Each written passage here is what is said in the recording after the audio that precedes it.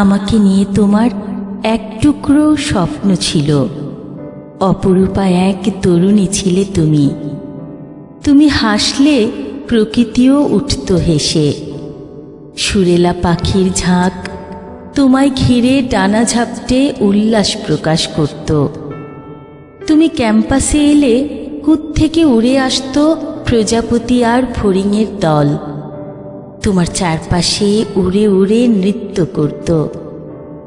রঙিলা শাড়ির আঁচল উড়ায়ে নম্র পায়ে যখন হেঁটে যেতে ঘাসের উপর দিয়ে, তোমার পায়ের পাতার ছোঁয়ায় ঘাসের নিচের নরম মৃত্তিকা ঘুমিয়ে যেত, যেন তুমি আসতে চারপাশ উদ্ভাসিত করতে। আমাকে নিয়ে তুমি স্বপ্ন দেখার কথা বলতে, কলকল বয়ে চলা তটিনীর মতো উচ্ছলতায় ভরিয়ে তুলতে তুমি।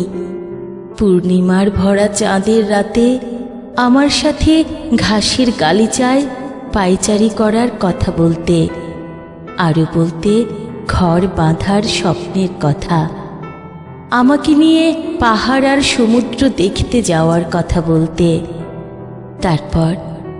তারপর হঠাৎ একদিন ডাবির টিএসসির দীর্ঘ করিডোরে সামান্য খুনসুটিতেই আমি প্রচণ্ড অভিমান করে তোমায় রেখে চলে এসেছিলাম। তারপর গোলাপের পাপড়ি শুকিয়ে কালো হলো, বকুলের মালা থেকে ঝরে গেল একটি একটি করে বিবর্ণ বকুল।